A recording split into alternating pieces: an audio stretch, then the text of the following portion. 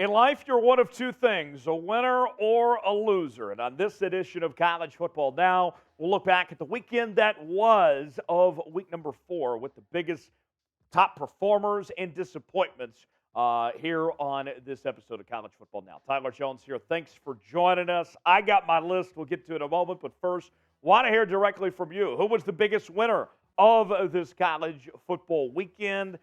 Was it a player? Was it a coach? Was it a team? Chime into the comment section and let us know, and we'll begin with today's show. Got to start on the winners list with Oregon head coach Dan Lanning. The Oregon Ducks delivered a strong performance in their win against the Colorado Buffaloes. But in the lead up to the game, there was a lot of talk from Dan Lanning that he was able to back up. You point to a couple days prior to this game when he said that his team wasn't going for YouTube clicks, that they were going for wins. And even prior to that this offseason, when Colorado announced their departure from the Pac-12 to the Big 12 Conference, he said, I don't know what they've done in this league. And with all that, they were able to back up everything he talked about with a strong win.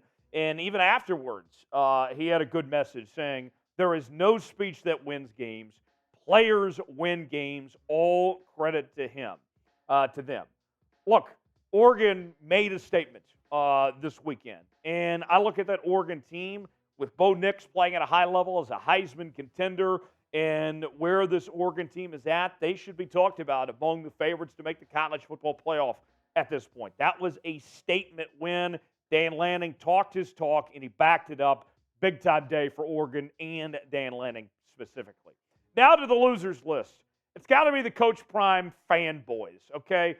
I'm not talking about Coach Prime. He's not a loser here, but the fanboys, those jock sniffers in the media that have been riding his dick, that have been sucking him off over the last couple of weeks, and you know who you are. It's not even just the fans out there, but the media at ESPN and Fox and all of them have been just clamoring over Deion and every single move he's made out there. I like Deion, don't get me wrong, but this had gone way too far, and they needed a bit of a humbling this past weekend. Look, I wish Deion nothing but the best and hope that he has a great future in college football, and what he's done with that Colorado program has been outstanding. But what had gone on the last few weeks, I mean, even 60 Minutes was there for crying out loud. It had gotten way out of control. Colorado needed to come back down to earth, and they did so. And think about this. Oregon, with this series now basically over, between them and Colorado as they go to their separate ways. Colorado goes to the Big 12, Oregon to the Big 10. The Ducks finished 10-1 against Colorado since Colorado joined the Pac-12 back in 2011. The only win Colorado had was in 2016. So Oregon have pretty much owned Colorado for that stretch, and they did so again this weekend. Now the question becomes with Colorado, now that you got exposed, granted you didn't have Travis Hunter, was it all for naught? Is this team a fraud? I don't think they're a fraud necessarily, but they didn't necessarily deserve all the praise that they were getting the last couple of weeks.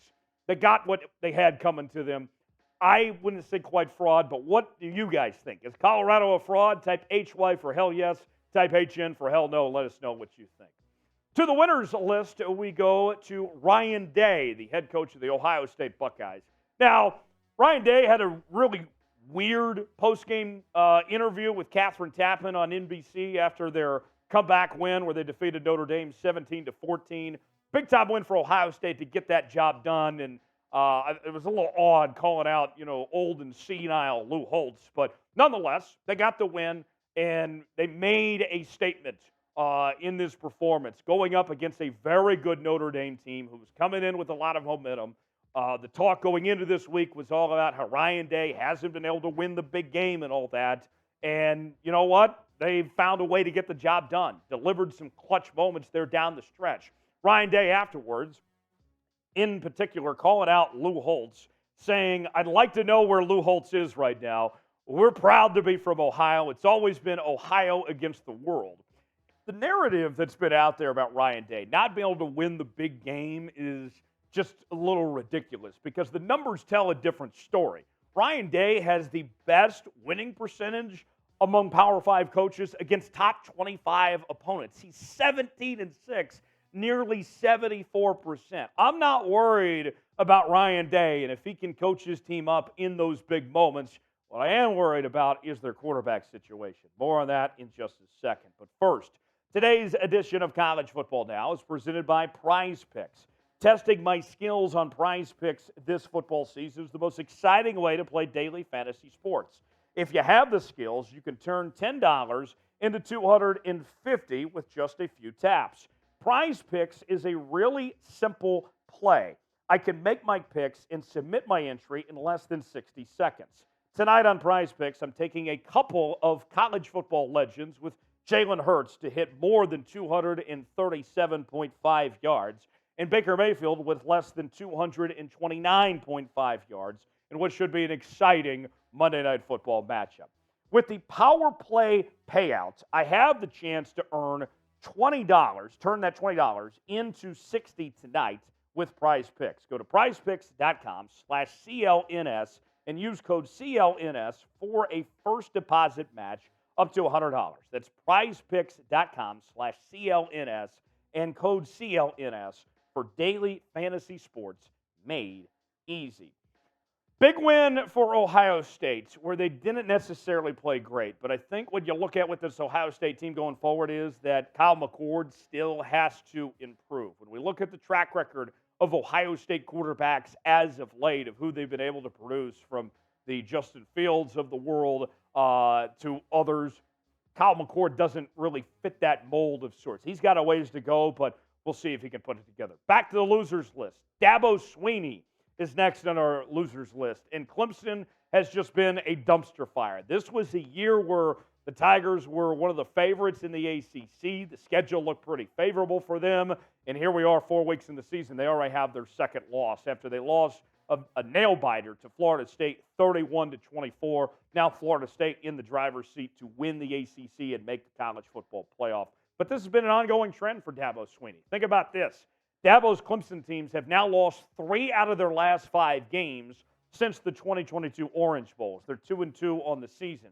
That is a trend going the wrong direction, and there's no one to blame more than Dabo Swinney himself. Look, you either got to adapt or die. Simple as that. And what we're seeing right now is Dabo is getting exposed for not embracing the NIL and transfer portal era of college football. That's why they're in the position that they're in right now. This all could be avoided. Clemson could still be a top-tier program if they would just adapt to the way college football is headed right now.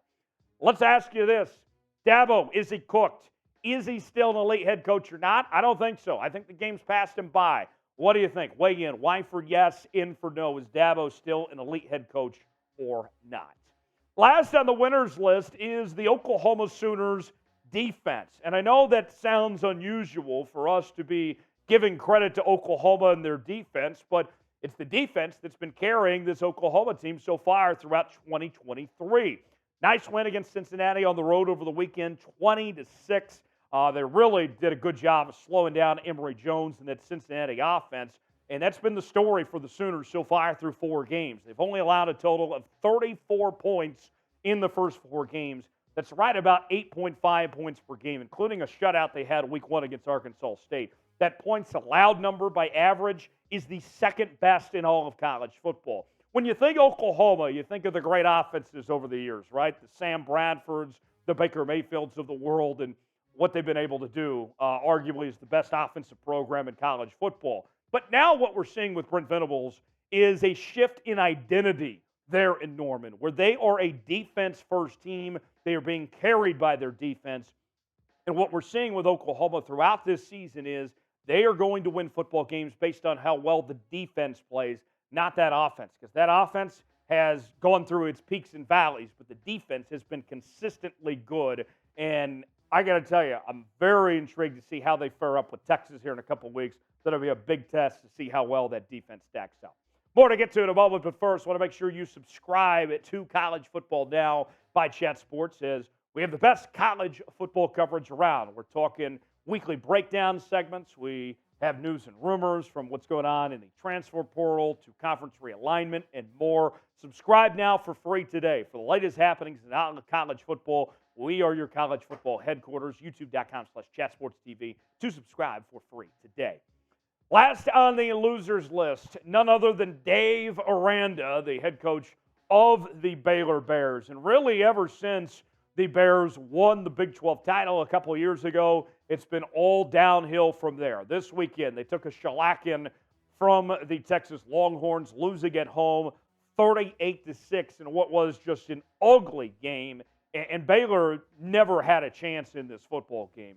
Dave Aranda, his record since the 2022 season is 7-10 at this point. More losses than wins. Comparably speaking to the Big 12 title year back in 2021, they were 12-2. And what we're finding out right now, that Aranda's teams are being exposed, that he was really riding the wave of Matt Rule's talent there for a while, and he hasn't been able to develop these guys and compete where they should be when it comes to competing in the Big 12. And now you look at their schedule going forward, they'd be lucky to even make a bowl game at this point.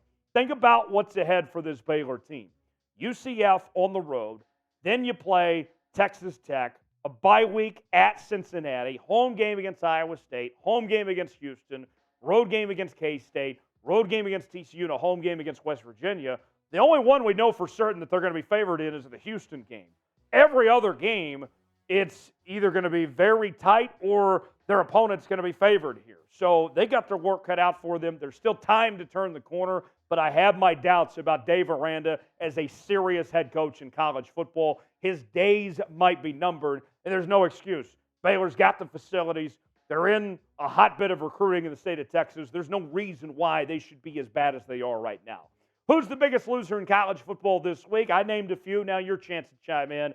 What comes to mind? Let us know what you think in the comments section. Follow me on X, formerly known as Twitter, @Tyler Jones Live for more college football coverage, and I'll see you next time here on College Football Now.